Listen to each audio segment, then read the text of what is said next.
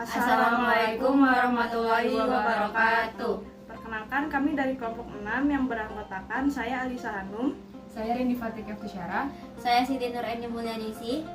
Kami akan menampilkan video tentang pakaian adat Jepang. Selamat menyaksikan. Di video kali ini kami akan membahas tentang pakaian adat Jepang. Yang pertama adalah sejarah pakaian adat Jepang pada zaman Jomon dan zaman Yayoi. Kimono zaman Jomon dan Yayoi berbentuk seperti baju terusan. Dari situs arkeologi, tumpukan kulit kerang zaman Jomon ditemukan haniwa. Pakaian atas yang dikenakan haniwa disebut dengan kantoi. Menurut Gishiwa Jinden, kaisar wanita bernama Himiko dari Yamateikoku. Yamateikoku itu adalah sebutan zaman dulu untuk Jepang. Selalu mengenakan pakaian kantoi berwarna putih. Serat rami merupakan bahan pakaian untuk rakyat biasa, sementara orang berpangkat mengenakan kain sutra. Selanjutnya adalah sejarah pakaian adat Jepang pada zaman Kofun. Pakaian zaman Kofun mendapat pengaruh dari daratan Cina dan terdiri dari dua potong pakaian, yaitu pakaian atas dan pakaian bawah. Haniwa mengenakan baju atas seperti mantel yang dipakai menutupi kantoi. Pakaian bagian bawah berupa rok yang dililitkan di pinggang. Dari penemuan haniwa, terlihat pakaian berupa celana berpipa lebar seperti hakama. Pada kimono mulai dikenal pakaian yang dijahit. Bagian depan kantoi dibuat terbuka dan lengan baju bagian bawah mulai dijahit agar mudah dipakai. Selanjutnya, baju atas terdiri dari dua jenis kerah. Yang pertama adalah kerah datar sampai persis di bawah leher yang disebut agekubi. Lalu yang kedua adalah kerah berbentuk huruf V atau tarekubi yang dipertemukan di bagian dada. Lalu ada sejarah pakaian adat Jepang di zaman Nara. Busana dan aksesori zaman Nara banyak dipengaruhi budaya Cina yang masuk ke Jepang. Pengaruh budaya dinasti Tang ikut mempopulerkan baju berlengan sempit yang disebut kosode untuk dikenakan sebagai pakaian dalam. Pada zaman Nara terjadi perubahan dalam cara mengenakan kimono. Kalau sebelumnya kerah bagian kiri harus berada di bawah kerah bagian kanan, sejak zaman Nara, kerah bagian kanan harus berada di bawah kerah bagian kiri. Cara mengenakan kimono dari zaman Nara terus dipertahankan hingga sekarang. Hanya orang meninggal dipakaikan kimono dengan kerah kiri berada di bawah kerah kanan. Selanjutnya adalah sejarah pakaian adat Jepang pada zaman Heian. Menurut aristokrat Sugawara Michizane, penghentian pengiriman utusan Jepang untuk dinasti Tang memicu pertumbuhan budaya lokal. Tata cara berbusana dan standarisasi protokol untuk upacara-upacara formal mulai ditetapkan secara resmi. Ketetapan tersebut berakibat semakin rumitnya tata busana zaman Heian. Rakyat biasa mengenakan pakaian yang disebut suikang atau kariginu. Di kemudian hari, kalangan aristokrat menjadikan kariginu sebagai pakaian sehari-hari sebelum diikuti kalangan samurai. Sejarah pakaian adat Jepang pada zaman Kamakura dan zaman Muromachi. Pada zaman Sengoku, kekuasaan pemerintahan berada di tangan samurai. Samurai mengenakan pakaian yang disebut suikang. Pakaian jenis ini nantinya berubah menjadi pakaian yang disebut hitatare. Pada zaman Muromachi, hitatare merupakan pakaian resmi samurai. Pada zaman Muromachi dikenal kimono yang disebut suo, yaitu sejenis hitatare yang tidak menggunakan kain pelapis dalam. Ciri khas suo adalah lambang keluarga dalam ukuran besar di 8 tempat. Pakaian wanita juga makin sederhana. Rok bawah yang disebut mo makin pendek sebelum diganti dengan hakama. Setelan mo dan hakama akhirnya hilang sebelum diganti dengan kimono model terusan. Dan kemudian kimono wanita disebut dengan kosode. Wanita mengenakan kosode dengan kain yang dililitkan di sekitar pinggang. Mantel panjang yang disebut uchikake dipakai setelah memakai koisode. Lalu sejarah pakaian adat Jepang pada awal zaman Edo. Zaman Edo adalah zaman keemasan panggung sandiwara kabuki. Penemuan cara penggandaan lukisan berwarna-warni yang disebut nishikie mendorong makin banyaknya lukisan pemeran kabuki yang mengenakan kimono mahal dan gemerlap. Pakaian orang kota pun cenderung makin mewah karena meniru pakaian aktor kabuki. Kecenderungan orang kota berpakaian semakin bagus dan jauh dari norma Konfusionisme ingin dibatasi oleh Kesugunan Edo. Secara bertahap, pemerintah Kesugunan memaksakan Kenyakurei, yaitu norma kehidupan sederhana yang pantas. Pemaksaan tersebut gagal karena keinginan rakyat untuk berpakaian bagus tidak bisa dibendung. Tradisi upacara minum teh menjadi sebab kegagalan Kinyakurai. Orang menghadiri upacara minum teh memakai kimono yang terlihat sederhana, namun ternyata berharga mahal. Sementara pada akhir zaman Edo, politik isolasi atau sakoku membuat terhentinya impor benang sutra. Kimono mulai dibuat dari benang sutra produksi dalam negeri. Pakaian rakyat dibuat dari kain sutra jenis crepe lebih murah. Setelah terjadi kelaparan pada zaman Meiji tahun 1783 sampai 1788, Kesugunan Edo pada tahun 1785 melarang rakyat untuk mengenakan kimono dari sutra. Pakaian orang kota dibuat dari kain katun atau kain rami. Kimono berlengan lebar yang merupakan bentuk awal dari furisude, populer di kalangan wanita. Sejarah pakaian adat Jepang pada zaman Meiji dan zaman Taisho. Industri berkembang maju pada zaman Meiji. Produksi sutra meningkat dan Jepang menjadi eksportir sutra terbesar. Kimono untuk wanita mulai dibuat dari berbagai macam jenis kain sutra. Sejalan dengan pesatnya perkembangan industri pemintalan, industri tekstil benang sutra ikut berkembang. Setelah pakaian impor dari barat mulai masuk ke Jepang, penjahit lokal mulai bisa membuat pakaian barat. Sejak itu pula istilah wafuku dipakai untuk membedakan pakaian yang selama ini dipakai orang Jepang dengan pakaian dari barat. Di era modernisasi Meiji, bangsawan istana mengganti kimono dengan pakaian barat supaya tidak dianggap kuno.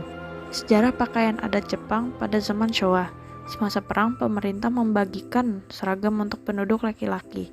Pakaian seragam untuk laki-laki disebut kokuming fuku, yaitu seragam rakyat.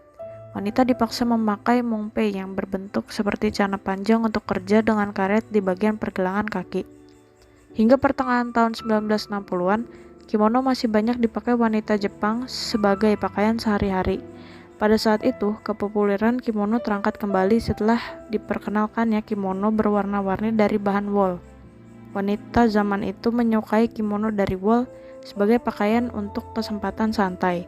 Hingga tahun 1960-an, kimono masih dipakai pria sebagai pakaian santai di rumah. Sejarah pakaian adat Jepang pada zaman Heisei. Di zaman Heisei, kemajuan teknologi dan berkembangnya ilmu pengetahuan pemikiran dari barat membuat Jepang menjadi negara modern. Pakaian kimono yang sebelumnya masih sering digunakan sebagai pakaian sehari-hari, kini hanya digunakan pada acara tertentu saja, seperti acara pernikahan, upacara kedewasaan, acara sekolah, shichigosan, tahun baru, dan lain-lain. Selanjutnya adalah sejarah pakaian Jepang pada zaman Reiwa, yaitu pada tahun 2019 sampai sekarang. Perkembangan mode pakaian di Jepang cukup meningkat signifikan, dari hanya sebatas kimono hingga pakaian modern. Bahkan saat ini tren berpakaian gaya Jepang diikuti oleh banyak negara lainnya, serta tidak jarang mereka pun mendirikan klub khusus untuk pencinta mode pakaian Jepang. Berikut adalah tren berpakaian ala Jepang yang banyak diminati. Yang pertama ada Harajuku. Nama model pakaian ini diambil dari sebuah tempat di Tokyo, tepatnya di dekat stasiun JR Harajuku di distrik Shibuya. Kawasan tersebut menjadi tempat berkumpul anak-anak muda pencinta seni.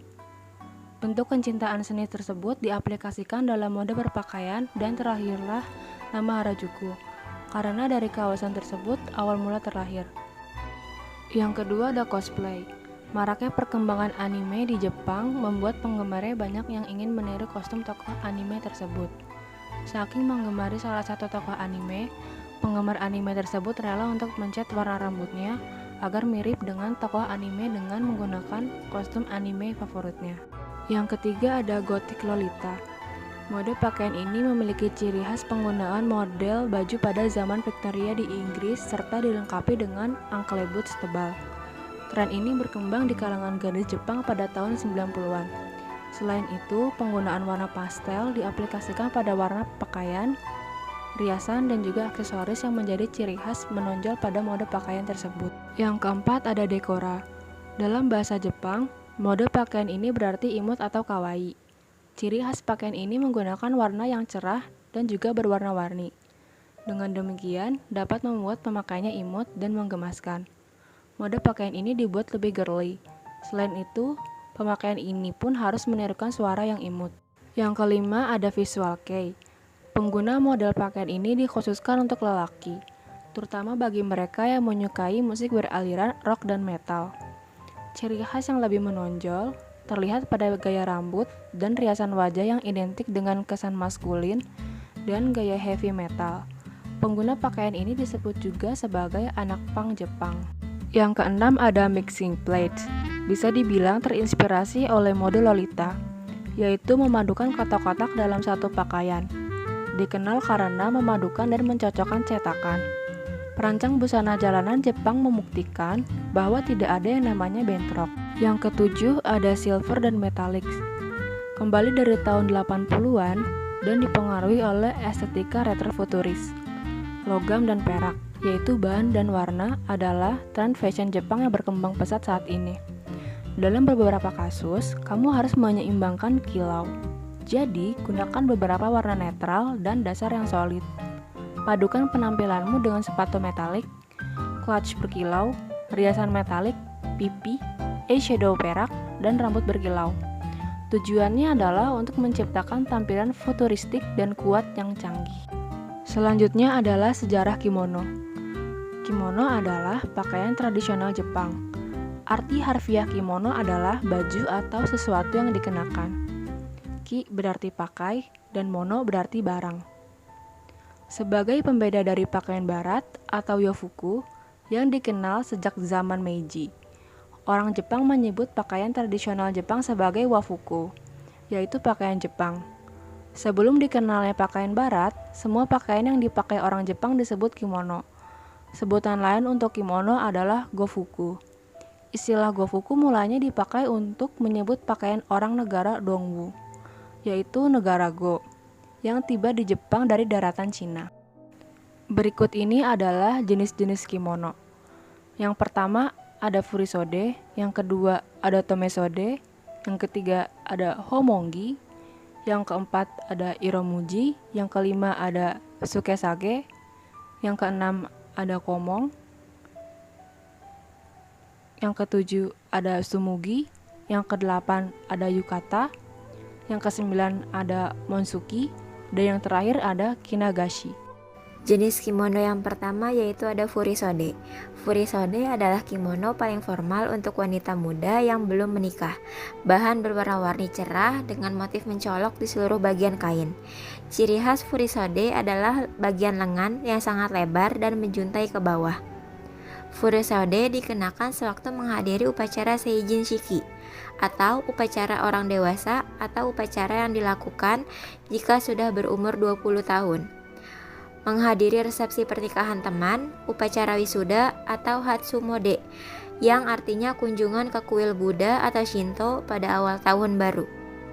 Yang berikutnya itu tomesode. Tomesode merupakan hasil rombakan dari furisode. Tomesode adalah kimono paling formal untuk wanita yang sudah menikah maupun belum. Tomesode dibagi menjadi dua jenis, yaitu kurotomesode dan irotomesode. Yang berikutnya yaitu homongi. Homongi atau secara harfiah artinya baju untuk berkunjung. Homongi ini adalah kimono formal untuk wanita yang sudah menikah atau belum menikah. Pemakainya bebas memilih untuk memakai bahan yang bergambar lambang keluarga atau tidak. Ciri khas homongi adalah motif di seluruh bagian kain, depan dan belakang. Homongi dipakai sewaktu menjadi tamu resepsi pernikahan, upacara minum teh, atau merayakan tahun baru. Yang berikutnya yaitu iromuji. Iromuji adalah kimono semi formal, namun bisa dijadikan kimono formal bila iromuji tersebut memiliki lambang keluarga atau kamong. Iromuji dengan lambang keluarga di 5 tempat dapat dikenakan untuk menghadiri pesta pernikahan. Bila menghadiri upacara minum teh, cukup dipakai iromuji dengan satu lambang keluarga. Yang kelima yaitu ada sukesage. Sukesage adalah kimono semi formal untuk wanita yang sudah atau belum menikah. Menurut tingkatan formalitas, kedudukan sukesage hanya setingkat di bawah homongi. Kimono jenis ini tidak memiliki lambang keluarga. Sukesage dikenakan untuk menghadiri upacara minum teh yang tidak begitu resmi, pesta pernikahan, pesta resmi, atau merayakan tahun baru. Yang berikutnya yaitu komong. Komong adalah kimono santai untuk wanita yang sudah atau belum menikah. Ciri khas kimono jenis ini adalah motif sederhana dan berukuran kecil-kecil yang berulang. Komong dikenakan untuk menghadiri pesta reuni, makan malam, bertemu dengan teman-teman, atau menonton pertunjukan di gedung. Yang berikutnya yaitu sumugi. Sumugi adalah kimono santai untuk dikenakan sehari-hari di rumah oleh wanita yang sudah atau belum menikah. Bahan yang dipakai adalah kain hasil tenunan sederhana dari benang katun atau benang sutra kelas rendah yang tebal dan kasar.